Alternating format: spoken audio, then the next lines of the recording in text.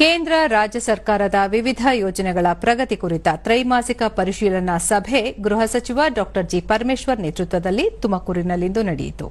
ಈ ವೇಳೆ ಶಾಸಕರಾದ ಎಂಟಿ ಕೃಷ್ಣಪ್ಪ, ಸುರೇಶ್ ಬಾಬು, ಜ್ಯೋತಿ ಗಣೇಶ್, ಸುರೇಶ್ ಗೌಡ, ಜಿಲ್ಲಾಧಿಕಾರಿ ಶುಭಾ ಕಲ್ಯಾಣ್, ಜಿಲ್ಲಾ ಪಂಚಾಯತ್ ಮುಖ್ಯ ಕಾರ್ಯನಿರ್ವಹಣಾಧಿಕಾರಿ ಪ್ರಭು ಸೇರಿದಂತೆ ಹಲವರು ಉಪಸ್ಥಿತರಿದ್ದರು.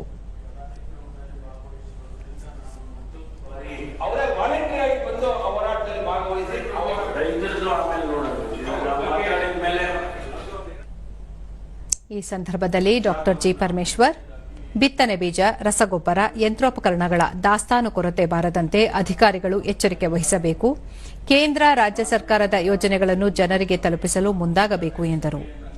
ಬಳಿಕ ಅವರು ಹೇಮಾವತಿ ಎಕ್ಸ್ಪ್ರೆಸ್ ನಾಲೆ ಕಾಮಗಾರಿ ವಿಷಯವಾಗಿ ಇದೇ 30ರಂದು ಜಲಸಂಪನ್ಮೂಲ ಸಚಿವರ ನೇತೃತ್ವದಲ್ಲಿ ಸಭೆ ಕರೆಯಲಾಗಿದೆ.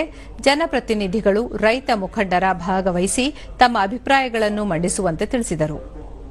ಪತ್ರದಲ್ಲಿ ಮುಖೇನ ತಾವೆಲ್ಲರೂ ಕೂಡ ಆ ಸಭೆಯಲ್ಲಿ ಮಾನ್ಯ ಶಾಸಕರುಗಳು ಭಾಗವಹಿಸಬೇಕು ಮತ್ತು ರೈತ ಸಮುದಾಯದ ಪ್ರತಿನಿಧಿಗಳಿರ್ಬೋದು ಅಥವಾ ಬೇರೆ ಬೇರೆ ಸಂಘ ಸಂಸ್ಥೆಗಳ ಪ್ರತಿನಿಧಿಗಳಿರ್ಬೋದು ಅವರೆಲ್ಲರನ್ನೂ ಕೂಡ ನಾವು ಆ ಸಭೆಗೆ ಆಹ್ವಾನಿಸ್ತೇವೆ.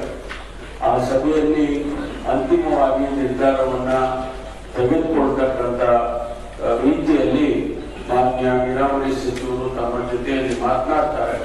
ಹಾಗಾಗಿ ಇದು ತಮ್ಮ ಗಮನಕ್ಕೆ, ನಮ್ಮ ಶಾಸಕರುಗಳ ಗಮನಕ್ಕೆ ನಾನು ತರೋದಕ್ಕೆ ಬಯಸ್ತೇನೆ.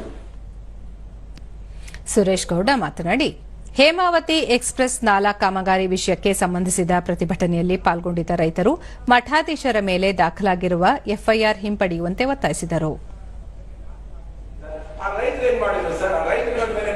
ಸುಮಾರು ಒಂದು 500 ಜನದ ಮೇಲೆ ನೀವು ಎಫ್ಐಆರ್ ಗಳನ್ನು ಹಾಕಿದ್ದೀರಾ.